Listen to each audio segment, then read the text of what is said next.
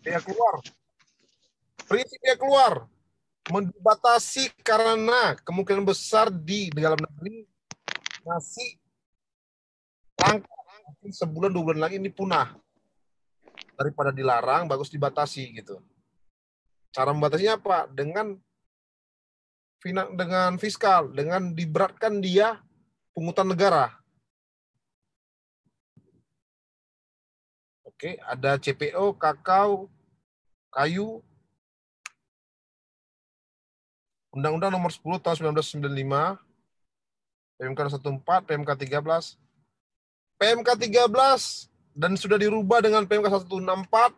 Inilah tadi saya bilang kolom-kolom tadi itu.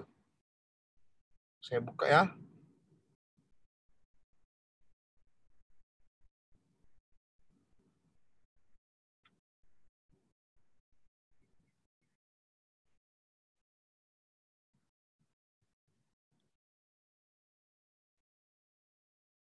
Ini kolom, nampak ini? Halo? Belum, Pak. Belum, Pak. Nggak kelihatan, Pak. Kelihatan ya?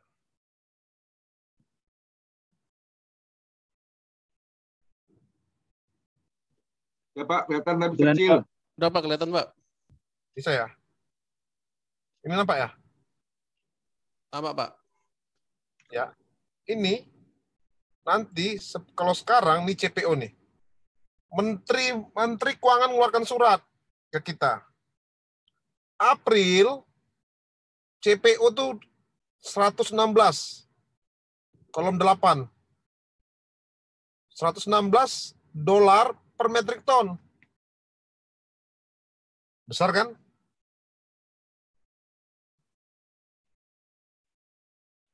Oke, bea keluar. Nah, nanti kalau 2020 kemarin CPO ini nggak ada ini di kolom 1 masih 0, bebas aja dia kirim-kirim semua. Nampak ini? Iya, Ya, Pak. Pak. Kalau Maret di kolom 7 93 US per metrik ton. Ini.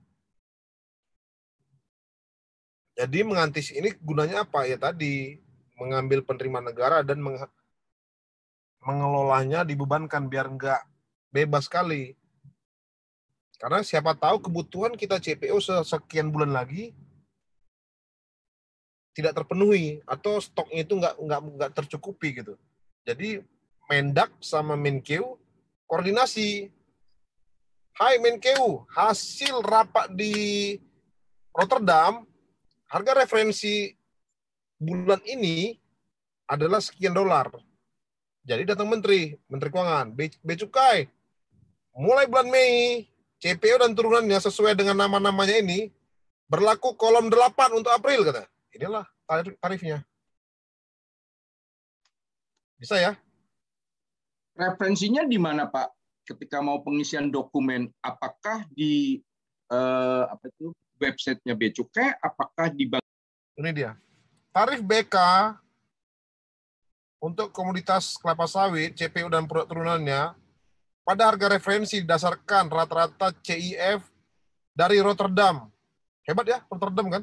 Sawit-sawit kita yang tanam, tanah kita. Tapi di Rotterdam lah ini. Yang ngatur harganya, Pak. Dia ngatur harga, kita nggak tahu lah nih gimana jagonya ini, coba.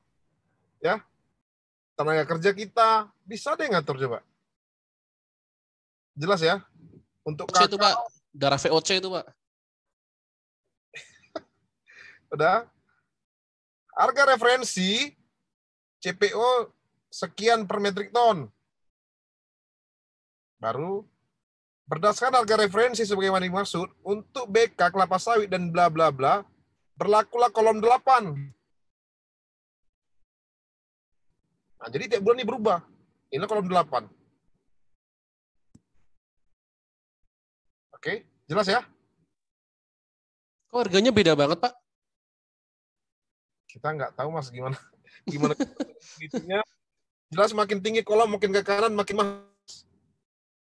Enggak, tadi di peraturannya yang dibuka barusan yang PDF itu kan berapa ribu, itu kan 1000-an berapa tadi? Mana nih? Ini. Nah, itu kan $1.093 per metric ton. Ya. Kalau yang di kolom itu hanya berapa? 200 pas ratusan dolar itu, Pak? Ini kutipan ke negara nih, Mas. Ini untuk negara. Ini tarif biaya keluar. Oh, yang tadi harga ya? Ya, Oh jadi ya, sorry. menurut Ibu Menteri Perdagangan, teman-teman, hasil rapat di Rotterdam, harga CPO adalah 1.093,83 per metrik ton US dollar. Dengan ini saya tegaskan, April 2021, ayo kutip biaya keluar di kolom 8 katanya. Inilah kolom 8. Bisa? Paham maksudnya ya? Ini Mbak. tarif biaya keluar. Kalikan aja kalau Mas kirim 1 ton, berarti 116 US kali 1 ton kali kurs dolar kan? Oke. Itulah. Nanti Dikenakan PPN juga nggak, Pak? tidak. Levy sama BK. BK apa, Pak? BK? Biaya keluar. Perhitungan levinya sendiri gimana itu, Pak?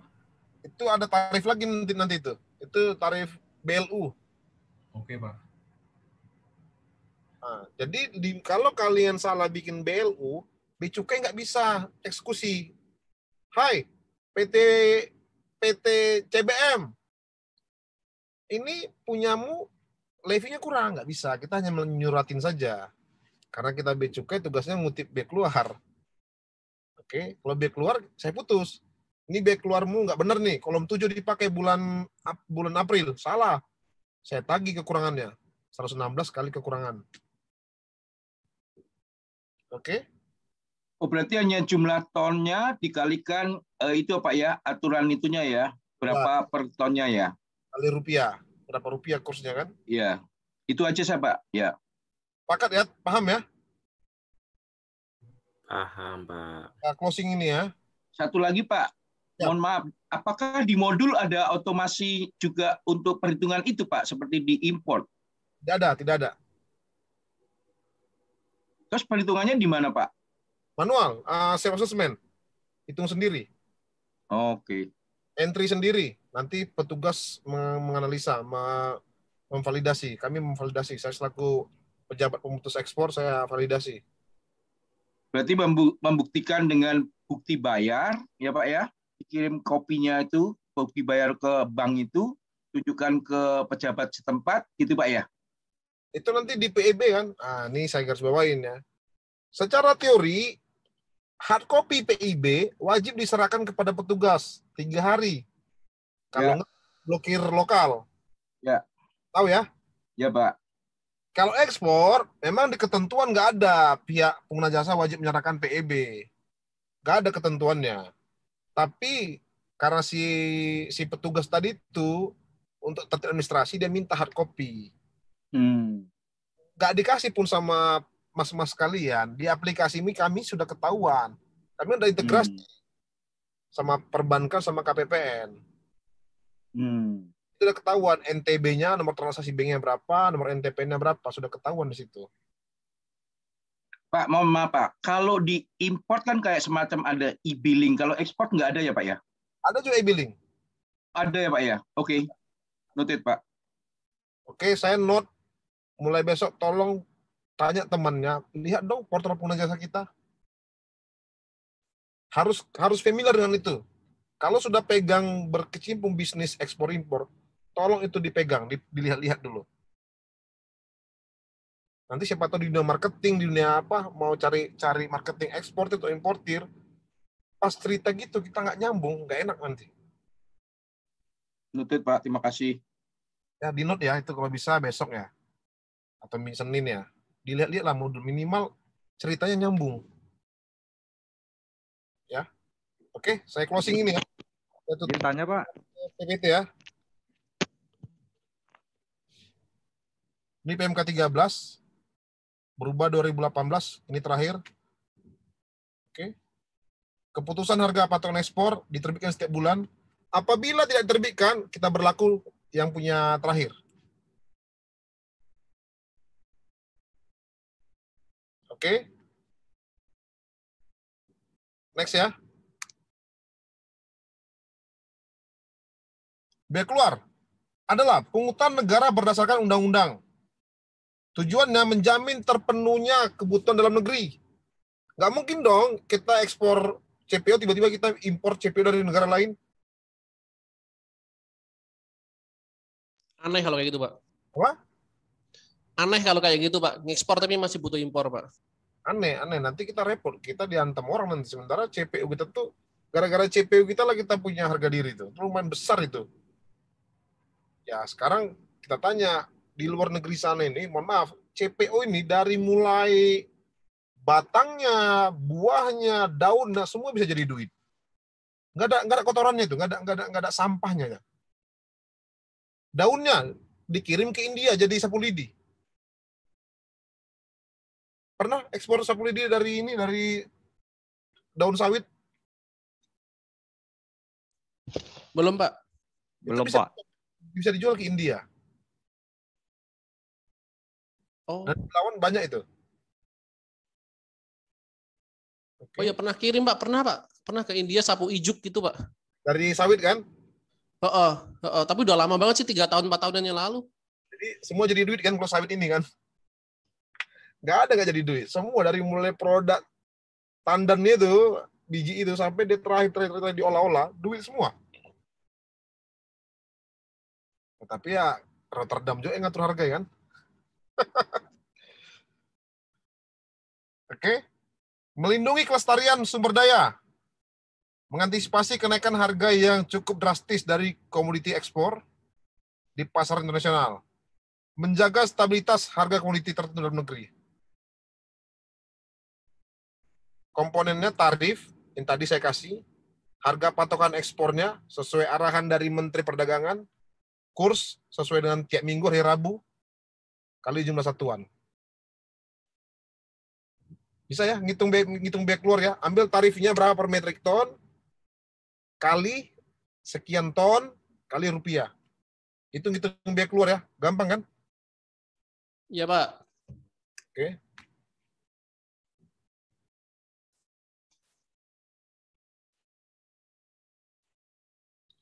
Jenis yang dikenakan BK, kulit, jangan kulit, pickled, kulit disamak, kayu, finer, serpi kayu olahan, kelapa sawit, produk hasil pengolahan mineral logam, coklat atau biji kakao.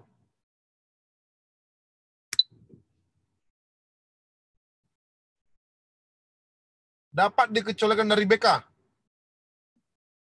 Barang perwakilan negeri asing, barang untuk museum atau kebun binatang, barang untuk penelitian, pengembangan ilmu pengetahuan, barang contoh yang tidak diperdagangkan, barang pindahan, barang pribadi penumpang, tidak lebih dari 2,5 juta, barang ekspor dan impor akan dikembali,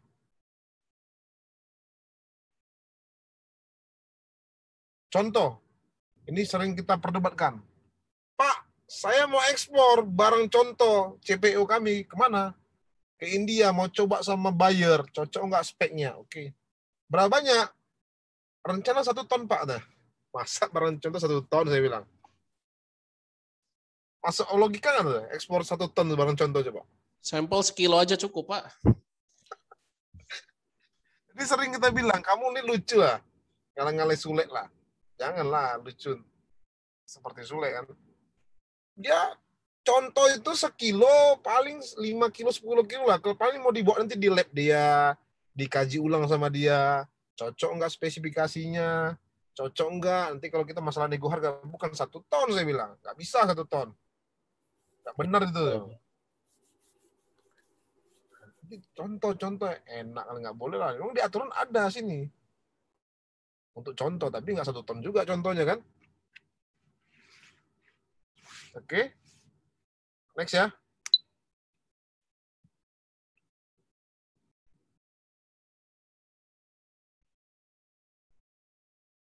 Tadi ada pertanyaan, Pak, gimana? Apakah ekspor seperti impor? Iya, impor HS 85, 17, 12 sekian. Kalau Mas bikin 0%, itu pasti 5% kalau di database kami.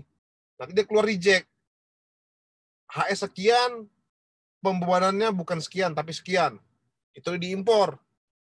Sepakat tadi ya? Kalau diekspor, salah tarif, dia terima aja. Engine startnya itu CSA itu jalan aja, nggak di reject dia. Nah, karena membongkar sistem itu bukan gampang, membongkar sistem kami. Nggak mungkin untuk ekspor tiap bulan berubah, tiap bulan dirubah-rubah itu aplikasinya, programmernya, codingnya itu nggak mungkin, nggak segampang itu. Jadi diserahkan kepada pejabat pemeriksa dokumen ekspor.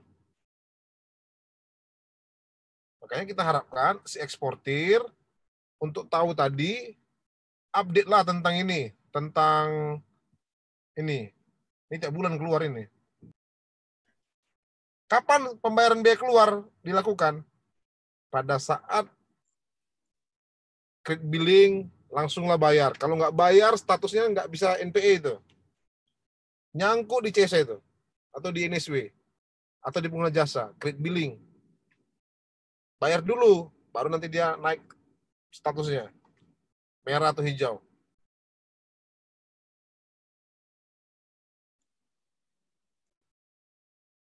Oke. Ada pertanyaan sejauh ini?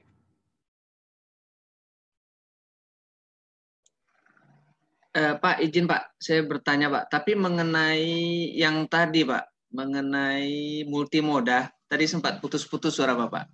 Siap. Ya. Pak, saya kan dari Batam. Siap. Oh, Batam seru nih. Kawasan bebas Pak.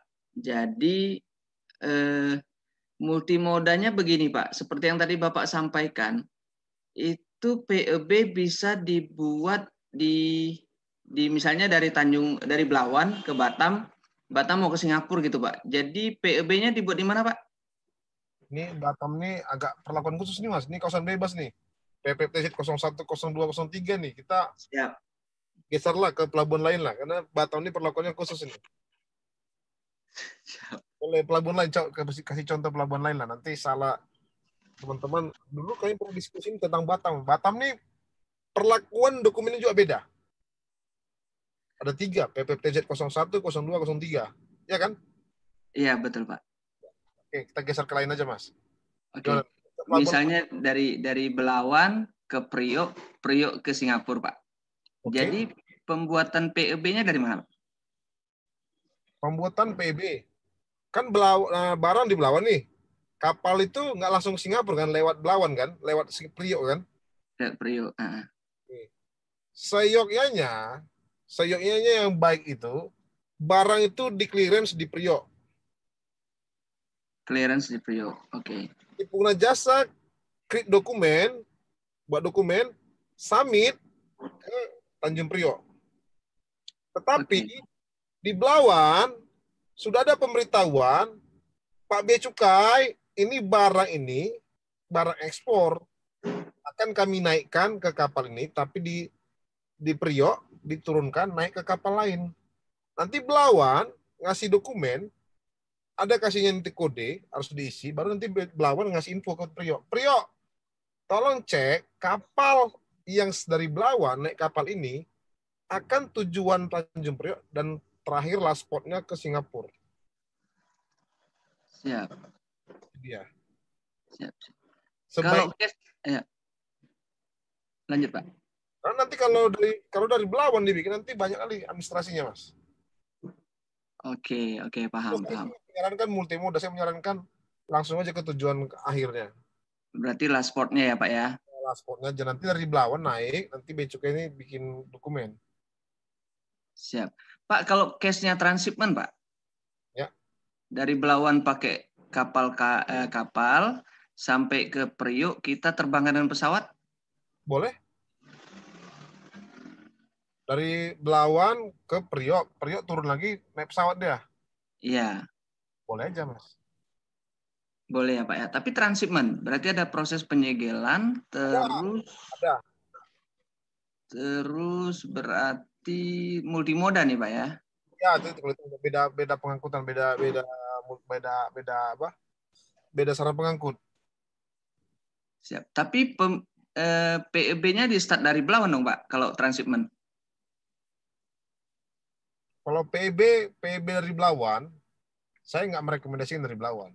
Tetap dari Soekarno-Hatta saja.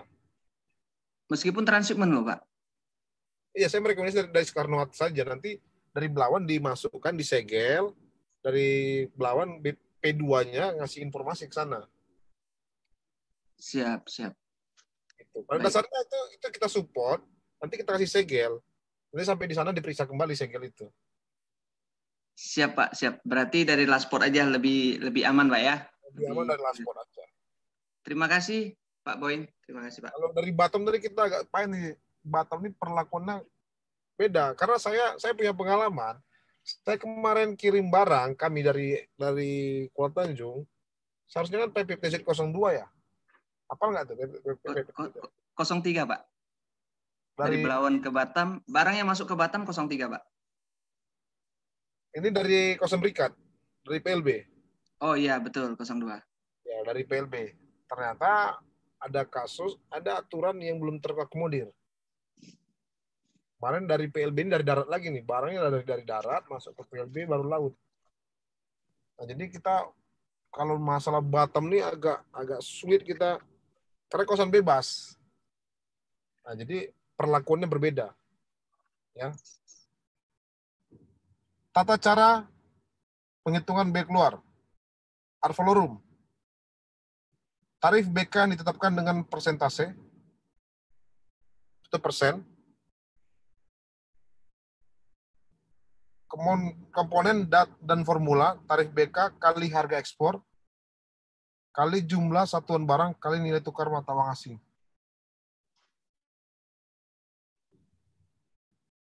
Ini ad valorem. Komoditas kayu, kulit, biji kakao, dan produk mineral lainnya. Spesifik. Tarif BK ditetapkan dengan nilai nominal uang per satuan barang. Tarif BK per satuan barang dalam satuan mata tertentu kali jumlah satuan kali nilai tukar mata uang. Ini biasanya sawit, CPO dan turunannya. Saya tekankan kembali, perlakuan BM sama BK lebih mudah kita BM dalam hal entry data. Kalau salah, reject-nya ketahuan. Kalau BK, nggak ketahuan. Karena entry manual. Nggak ada filteringnya. Jadi sebaiknya ikuti tarifnya berapa bulan ini, masukkan dengan harganya. Nanti salah, kalau sempat salah, barang tertahan, terhambat prosesnya. Oke, next.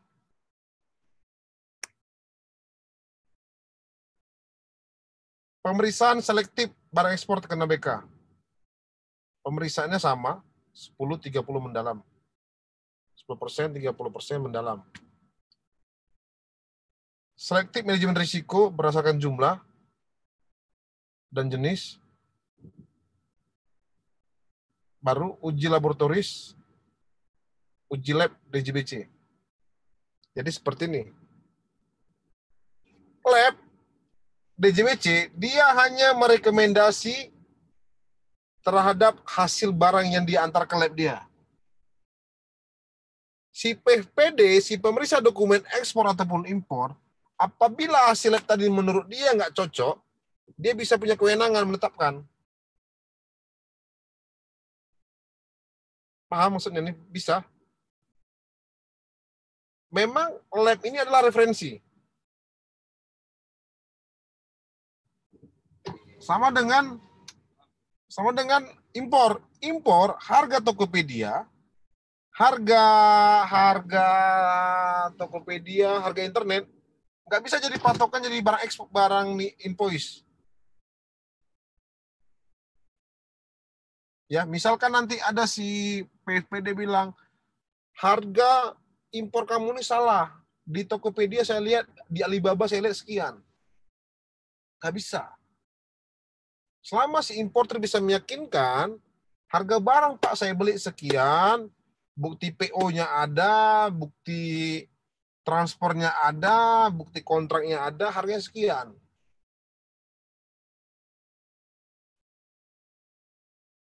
Jadi si PD-nya pun nggak yakin juga, dia berhak melakukan laboratorium ke DJBC. Atau pengguna jasa juga mau melakukan lab, bisa, tapi bayar PNBP. Misalkan ada suatu hal nggak yakin, lab sendiri, kepengen tahu, ya udah bisa bayar ke lab bea cukai setempat, tapi dikenai PNBP. Oke, jelas ya?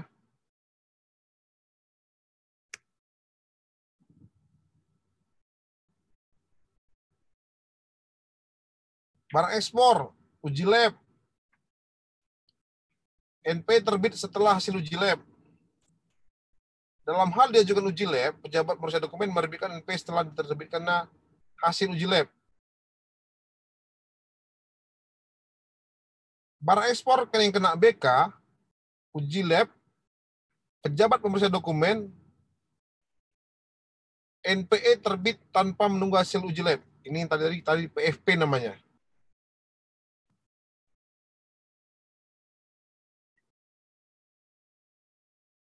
Misalkan PEB-nya sudah benar, hasil uji lab-nya ternyata beda sama yang salah. Nanti si petugas waktu pemutusan dokumen bisa menetapkan kalau ada pungutan BK. Kalau nggak ada, HS-nya salah, digesernya saja HS-nya tadi. HS-nya sekian-sekian, jadi sekian. Nanti diedit dia, di menu dia. Izin tanya, Pak. Ya, siap. Kalau yang uji lab ini masuknya dia nanti analis poin juga atau bukan, Pak? Ini ekspor atau impor nih, Mas? Ekspor.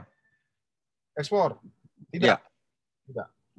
Jadi setelah uji lab kita upload, artinya nanti akan langsung terbit respon NPE. Ya. Oh, jadi tidak melalui analis poin lagi ya, Pak? Ya, dalam khusus barang ini ya. Iya, betul. Adalah, ingat, analis import adalah analis. Analis import adalah mengikat terhadap jenis barang. Kalau jenis barangnya yang contoh ikan kan kena karantina ikan. Dia nggak lab kan, atau dia ekspor, contohnya kopi. Kopi kan kena lartas asosiasi itu. Iya, ET kopi, ekspor terdaftar. Ya, spek kopi ya. Iya. ET sarung burung walet ke Cina ya. Siapa sini kirim sarung burung walet? Kalau ke Cina itu kena ET, eksportir terdaftar. Kalau tidak ke Cina tidak dikenai. Tapi supaya nggak kena, biasanya orang pindah-pindah pelabuhan nih. Oke, siap? Oke, Pak. Terima kasih. Oke, Pak.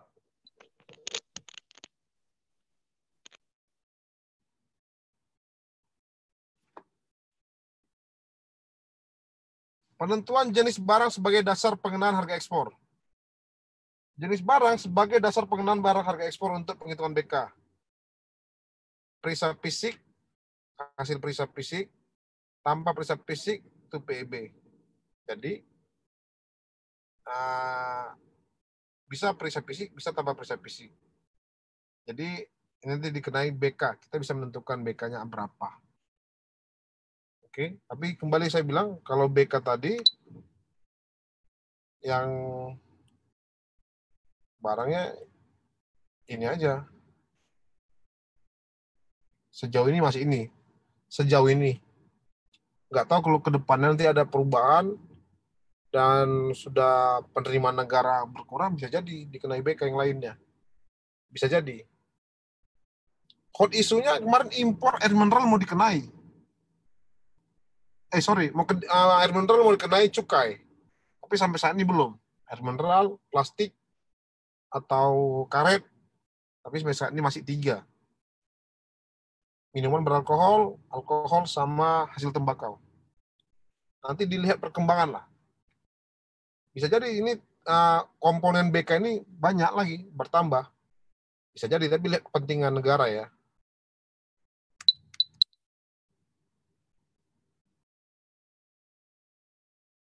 Oke. Coba boleh pertanyaan lagi yang lain? Atau break dulu atau gimana? Ekspor karakteristik tertentu. Pemeriksaan fisik dapat dilakukan di penumpukan atau penyimpanan. Kemudian ditetapkan BK bila terkena BK.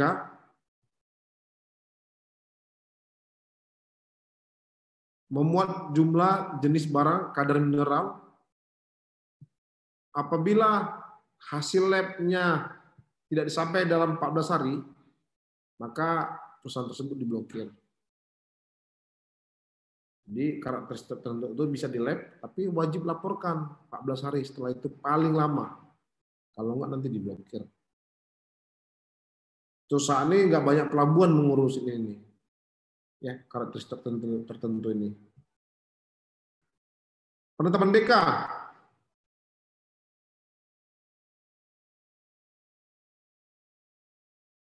Maksimal 30 hari sejak tanggal nomor pendaftaran PEB.